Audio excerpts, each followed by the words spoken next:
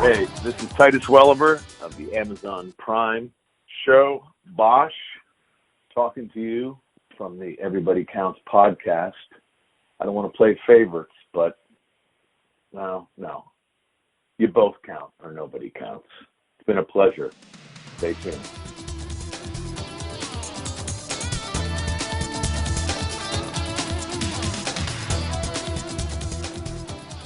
Titus, I just want to give you a brief intro to my co-host, Jay, who's a good friend, but we've never been in the same room together. We've been doing this podcast for a couple seasons now, but I feel like I know him pretty well. So he lives in Baltimore.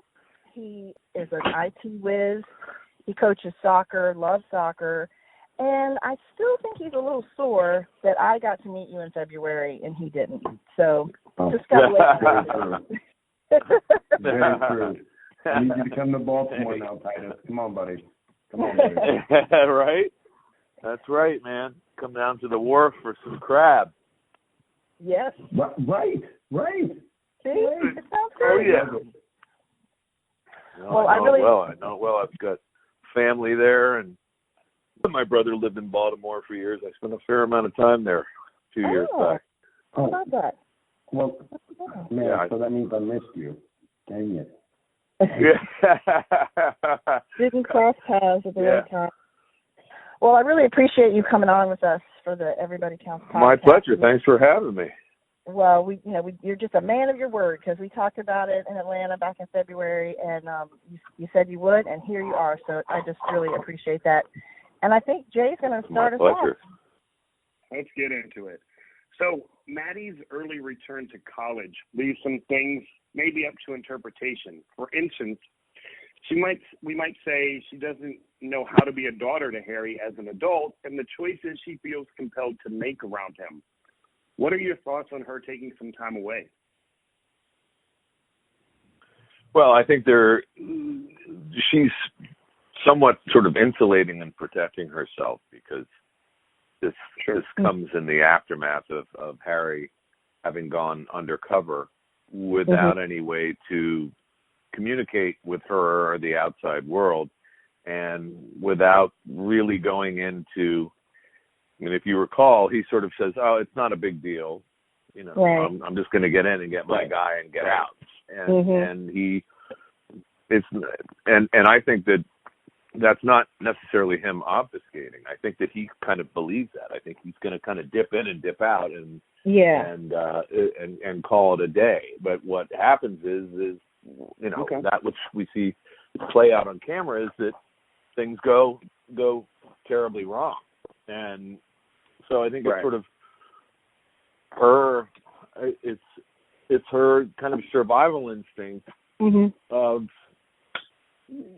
separating herself. And because she says, if you recall, she says, "You're all I've got left, be careful." And Harry says, "I'm acutely aware of that." And here is this emotional contract that they have with each other, trying to sort of navigate their pain with the loss of Eleanor autonomously, but in some way, together. And there's an element of, I don't know, shock, and then which is sort of brought on also by a sense of trust that's lost. I mean, he's sort of, and it's not an active decision that he's made, and she intellectually understands that. Right. But I think the trauma is so intense for her. It's her sort of her most paranoid fantasy ultimately kind of comes true, except the upside is that Harry isn't killed. Right. But a lot of questions are asked. We find that he wants to have the conversation. She comes home. He's agitated that she's late and that they're clearly not going to have the conversation. He's a little, he's sitting in the dark, drinking in the dark alone, and is dealing with his own sort of trauma. So it's just sort of interesting, and yet her decision to do that, there's a part of Harry that understands it, and yet there's a part of him that's saying, "What do you don't run away from this. Let's let's attempt to, which is shows a kind of evolution to a certain degree of Harry emotionally extending himself to her, and she, once again, I always say the issue with them is that they're very much alike, and that's becoming sort of abundantly clear to both of them, for better or for worse. Right. That's interesting. Especially I like that duality kind of that you talked about too, about him understanding but wanting her. Yeah, that makes a lot of sense. Just in that it's all new to Harry. He's always been her father in the biological sense, and certainly in the emotional sense that he loves her. But now he's raising her, and he's raising her somewhat after the fact, because by the time she comes to live with him, more or less the die has been cast developmentally for her, Sure. And so the rest of it is kind of, and he's trying to teach her, but by the same token, he's navigating uncharted waters. Yes. Well, shifting gears just a little bit, why do you think Harry begins looking into Daisy's murder? Would you describe it as more for him or for Elizabeth or some other reason or combination? Well, I think it's a combination of things. I mean, we sort of look at the genesis, an impetus for Harry to become a cop in the first place is that he understands, his mother, who was a good human being, who was his entire world. Right. Her murder was not. She was just another dead hooker in the eyes of the cops, and because she's a marginalized part of society, being a prostitute, and so and then we have Harry's credo, which is everybody counts or nobody counts. It's what he lives by, and it's funny because I just happened to be watching that episode with my daughter last night, and in the scene with C. Thomas Howell, who plays Louis Degner, Harry inquires, and he says, "Who's Daisy?" And he goes, "Well, what are you asking about that?" "Well, I clocked the R.I.P. Tattoo." And he says, "Well, daughter, there's a whole exchange of dialogue." And Harry says, "Did they solve it?" And he says, "No." And when CT and I were discussing that scene together, one of the things that I was able to kind of explain to him is I said, this has a deeper meaning, because this is precisely the reason that Harry became a cop.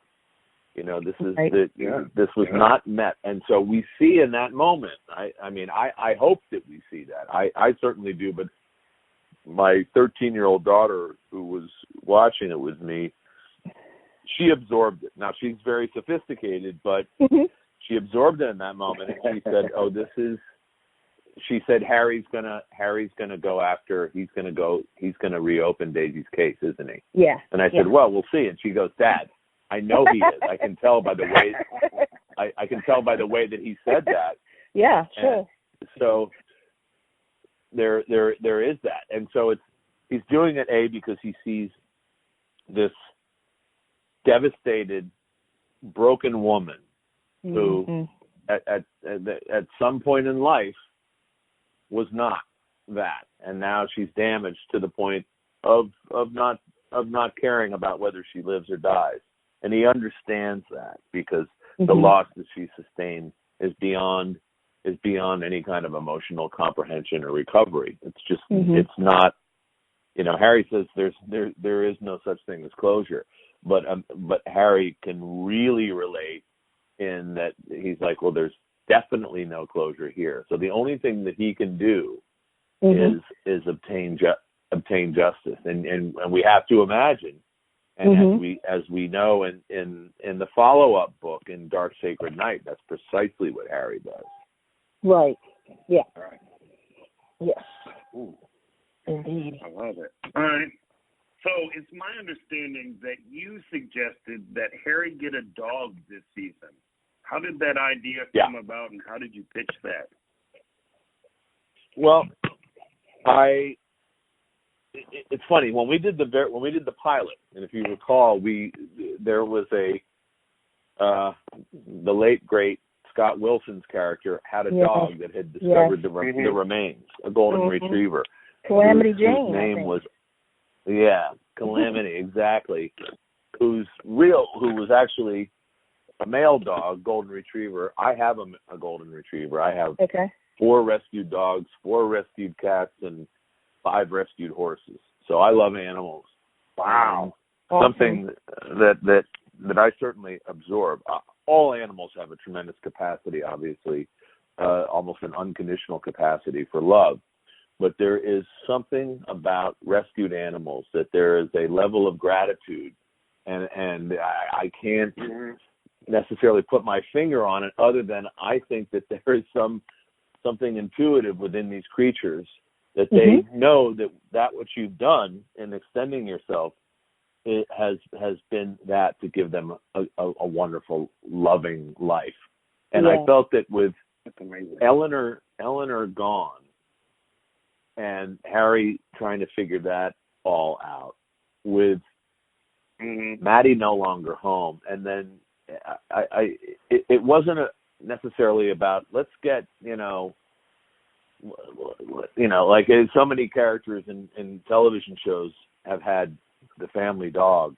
For me, it was more about that the dog. I wanted the dog to be a reflection in terms and a metaphor of Harry, so that there would be a kinship there, a recognition of, because I consider Harry to be while he's a great detective, there is an emotional part of him that's extremely primitive. He's a very visceral, hands-on, in the moment human being. A guy who also doesn't trust happiness, lives a life day in, day out of the trauma of society, dealing with the worst parts of society and the saddest parts of society, and meeting with people in the most devastating and horrible part of their lives.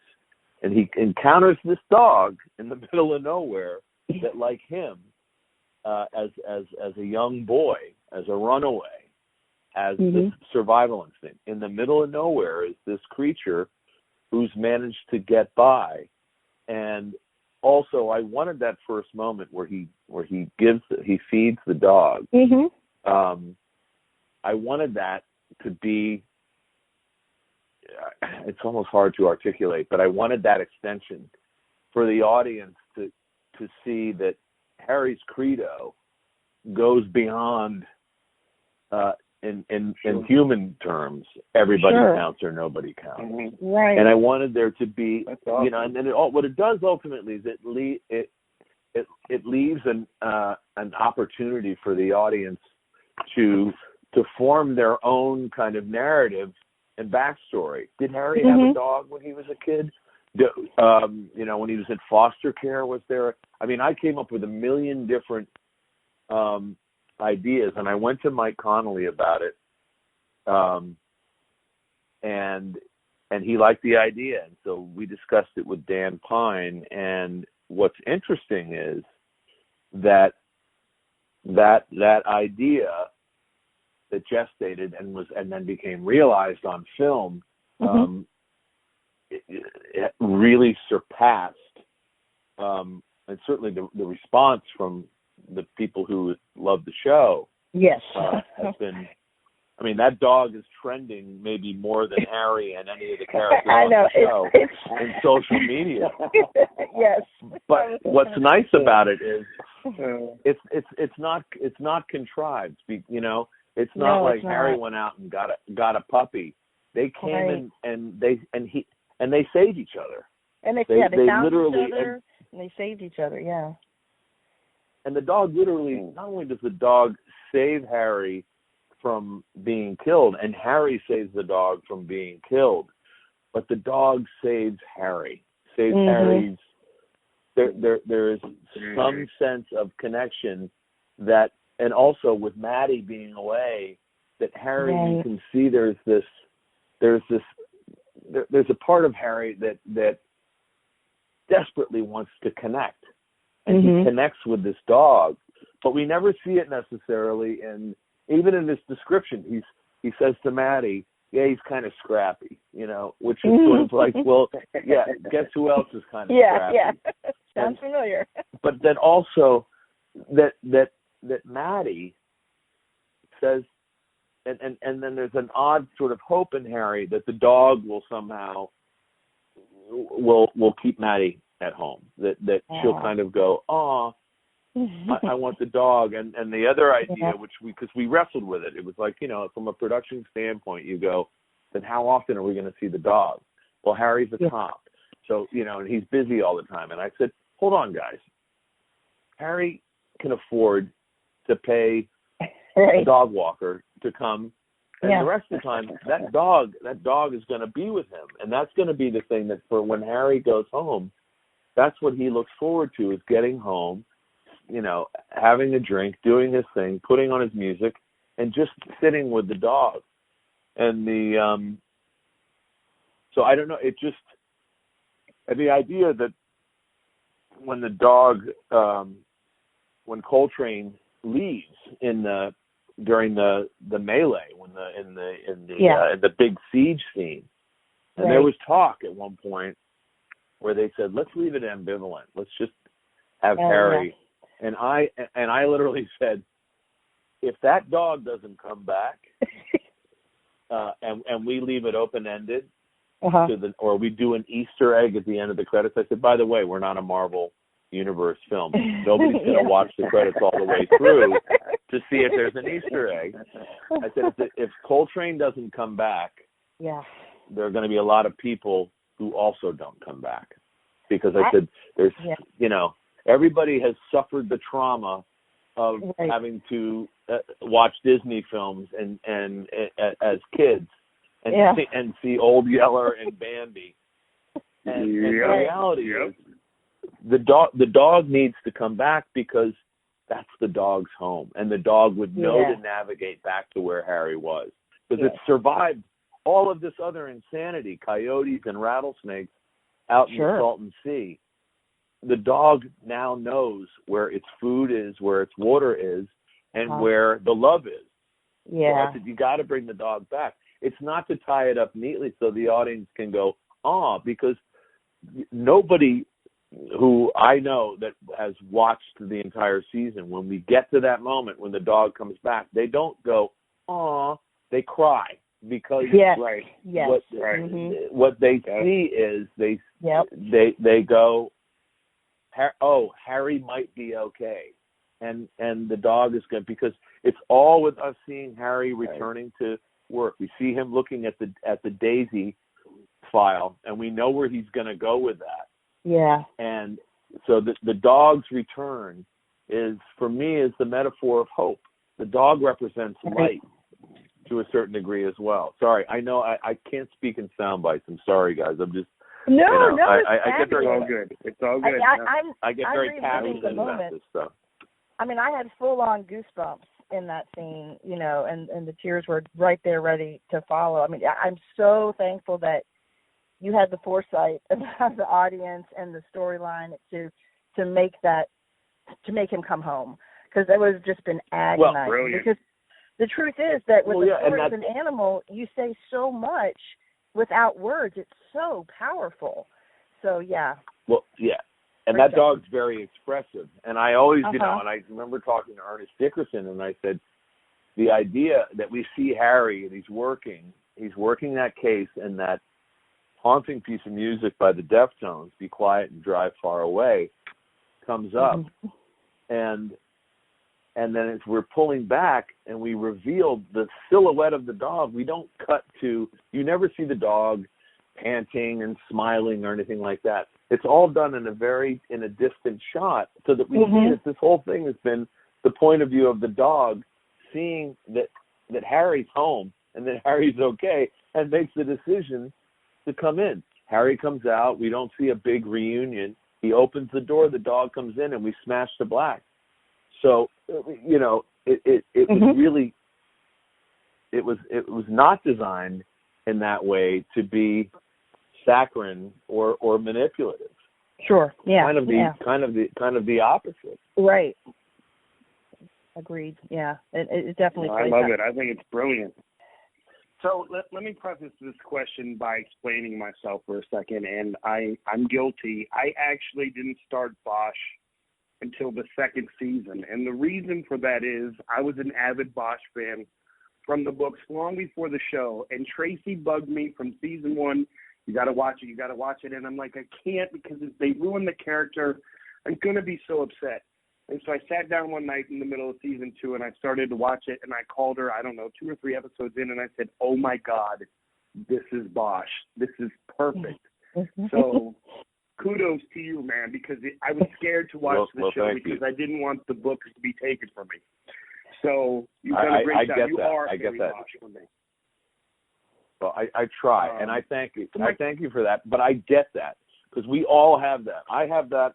I have that same internal prejudice, particularly when I read a book series, the Travis McGee books or the Spencer books, or we form our physical idea, and of course we all do our own little sort of central casting idea of who should play that character, and I know that. I mean, there have been a lot of people who have said that to me. My younger brother, John, huge has read all the Bosch books, and I'm sure was probably on some level mortified that his older brother was going to take on this character that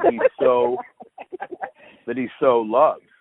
But my whole my only defense, and people said, aren't you intimidated? And I just said, no, I'm not intimidated. I said, if you're intimidated, then you're not going to grow. You're not going to learn anything.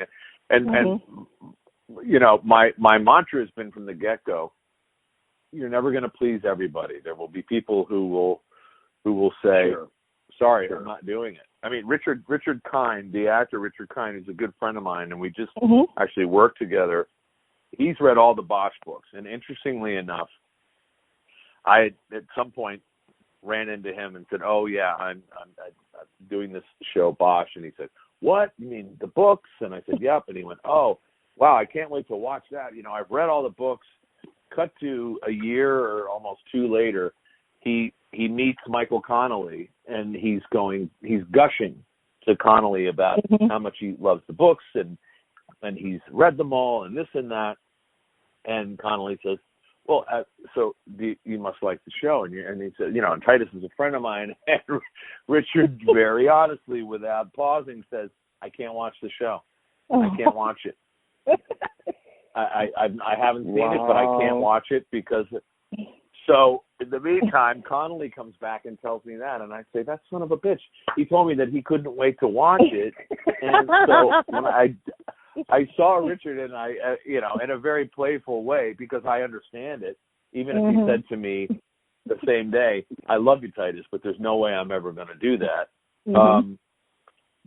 But I get that. I get that passion for something. So, I'm glad that the show has been, received in the way that it has. And I think one of the things is that we very, from the get-go,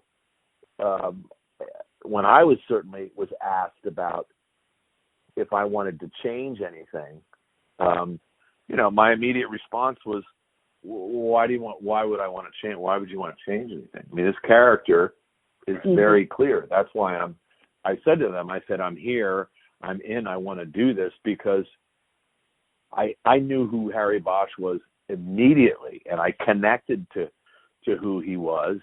And, there are certain physical aspects and some ideas. That being said, I've done my best to interpret the character on some level as an actor. You have to kind of try to make it your own.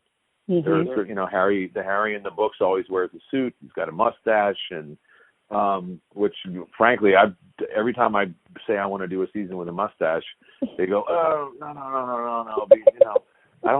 We don't think the audience would like it with a mustache."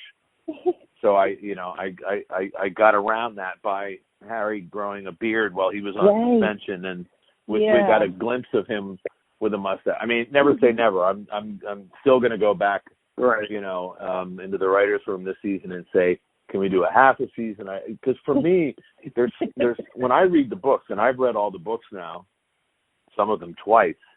There's it's a little bit of the thing of be careful when you let an actor look at the source material, because I'll find stuff in the books that we haven't ultimately mined when we're doing the adaptation, and they'll say, in chapter X, Harry, there's a great exchange with Irving or some character.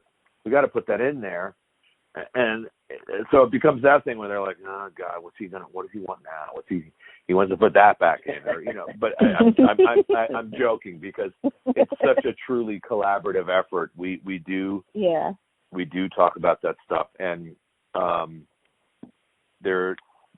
it's in that regard, it's kind of pure gold. But there's another long-winded way of responding to, I'm glad that you gave it a shot, and that it ultimately serviced that with you. But I understand the apprehension, and I embrace it.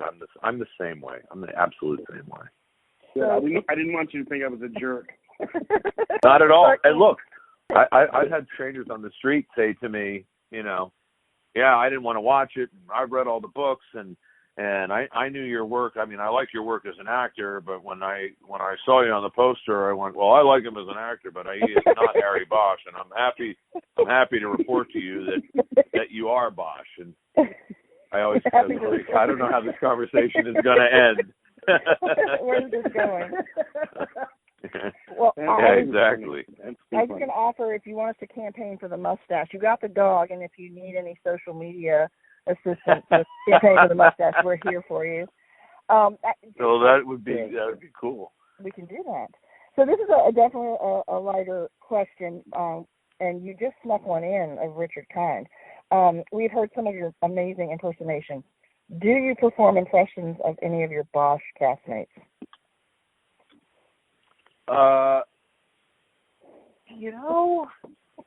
think if I really, I think I sometimes might, and it's not intentional.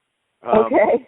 Lance Reddick, of course, comes to mind. Yeah. Because Lance has such an amazing voice that has this tremendous gravitas. Yeah. It's more one of those things where I always get a kick out of it. I mean, Lance and I, we've been friends for a long time, and we've been kicking around, and we have so many mutual friends. So those that know Lance, know Lance. But I have other friends who've not worked with him or have never met him, and they go, he must just be so intense. And I'm always happy to report, and I say, no, he's not. And they go, what do you mean? And I go, no, he's not intense. He's a nerd. He's a giant geek and a nerd. And they go, huh? And I go, you think I'm bad with comic books and science fiction? I was like, open up. Case in point, Jerry Ryan comes onto the show, joins the cast in the second season. Lance is a huge Star Trek fan. Okay. Yep. So he says to me, I'm coming out of my trailer, and he goes, I can't believe that Jerry Ryan is playing Veronica. And I go, and Jerry's an old friend of mine. I did Voyager. So I said, I know, we're so lucky to have her. I said, she's Veronica Lake. She's Raquel Welch. I said, man, she's like the quintessential noir femme fatale. Right. She's going to kill this part. And Lance goes, no, she's in the makeup. She's in the makeup trailer. And I go, yeah, so? Yeah, I know she is. I haven't met her. And I say, well, why don't you Lance, just go into the trailer and say hello. And Lance literally goes, no, I can't. And it was one of the many times that Lance has been endearing in front of me, where I look at him and I go, this is why I love you, because nobody knows this about you except your family and your inner circle of friends. We got in there into the trailer. I introduced him, and he was. You would have thought he was a 10-year-old at a comic book convention. I mean, that's awesome. But every now and then I'll slip in a little Chief Irving. I mean, good old Troy Evans. Yes.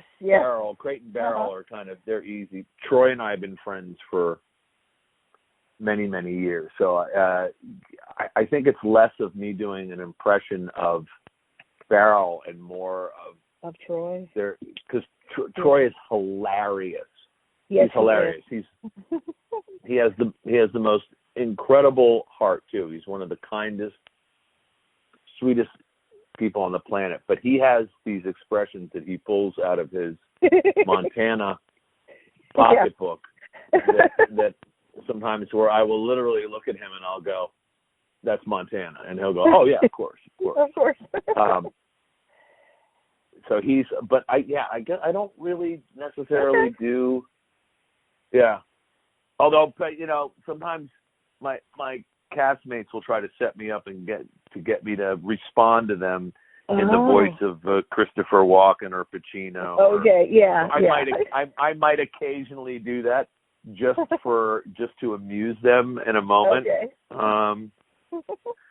Because I certainly do not attempt to be professional in between setups. I'm quite the opposite. Probably very distracting and ridiculous.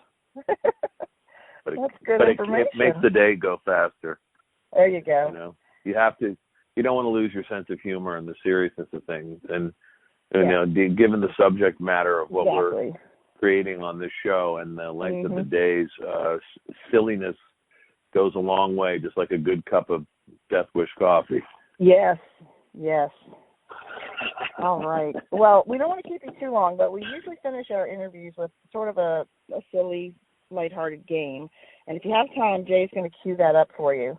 All right. It's your call. You got time? Okay. All right, Jay. Set it up. Yeah, I'm always up for it. All right. So this one is. These are tough because there's no right or wrong answer. And normally what we do with your castmates is we give them scenarios and they have to pick between characters to answer in the scenarios or maybe the actors themselves. But since we have Harry Bosch himself on the phone, we have some scenarios for you, and your choices are either yourself, Titus Welliver, or Harry Bosch. So those are multiple choice answers for these scenarios. And they just that's not so multiple. So no pressure. Yes. Well, it's more than one. All right, Tracy, you can start it off. This or that? Yeah, there you go. All right, I'm going to start you off. Who is more likely to binge Amazon's Jack Ryan on their day off, Titus Welliver or Harry Bosch? Titus Welliver. Okay. Ooh. Very good. Right. What about this? The Los Angeles Times needs a new food and restaurant critic. Who do you think would be the better restaurant critic? You or Harry Bosch? No, that's definitely a Harry Bosch. That's definitely Harry Bosch. Okay. Fair enough. So adult coloring books are now a thing. If there was a coloring contest, who would win? I think I know that. Oh, I would definitely. Titus Welliver would definitely win. Yes. Titus Welliver. Because also, let's not forget, Harry. As one of the characters in the season says, "Oh yeah, Harry Bosch. He doesn't color inside the lines." So we know that he would be coloring. Exactly. It's in the material. By the way, neither do I don't color inside the lines either, but I think I would definitely be better at that than Harry. Yes. Well, you have some fabulous art out there. We've seen some of that. Well, thank you. True story. So keep it up. All right, Jay has one more. All right, last one for you. This might be the toughest one of them all. Word on the street, I think it was after episode 2, is there's a perfectly good Merce up for grabs after Billets told Pierce to lose the Merce. So who is more likely to find a use of that Merce now? Would that be you or Bosch? Bosch. He's going to fill it up with biscuits to take on a walk with Coltrane. There you go. Perfect. I should have thought of that, Jay. I should have thought of that. Perfect for that. All That's cultural. too amazing. Oh no, Harry could completely repurpose that mirth. Yeah. Filled with biscuits, no doubt. Yes, I love it. There is. I think I love that answer. Yeah, there's a campaign going to save the MERS. We call it, we've got MERSgate. You know, it's become a big deal on social media. Yeah, so poor DeJuan. He, you know, the thing about DeJuan is he's like a little brother to me, despite the fact that he's a colleague and I have enormous respect for him. He's hilariously funny. I mean, people don't necessarily know this about him. He is the master of straight-faced replies, and we all kind of, everybody has a soft spot. Paul Calderone and I and Jamie Hector particularly torment him in the best possible, because our affection for him runs very deep. First of all, he's a I remind people that also one of the first scenes I shot as Harry Bosch was with him in the pilot. That's right. With the suicide, when the girl, she killed herself, she shot herself in the car. Yeah. And the genesis of that character has been so, and truth be known, it's a testament to DeJuan's tremendous talent, his gift as an actor. That could have been a one scene shot with anybody coming in and never to be seen again. And there is something about, I mean, he has great presence on screen, but there's a humanity and a vulnerability, but also a toughness. You see a guy who's evolving. And for me personally, to watch DeJuan's realization of that character to where he is now is just so exciting. But we torment him. Don't tell him I said any of these nice things about him, because it'll make him so intolerable. Because he's finally starting to.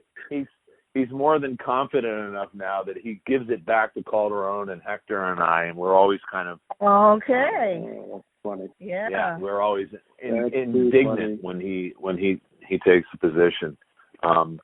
So I for DeJuan, if that campaign succeeds and everybody wants them to have the MERS back, I can't wait to hear him screaming in the makeup trailer, "I'm not wearing that damn MERS again." Although he fully embraced the MERS. He has embraced. He made it work. Well, he took something that could have been just an endless tagline of a joke. But if you watch, because DeJuan is such a smart actor, he never lets Pierce comment on the MERS.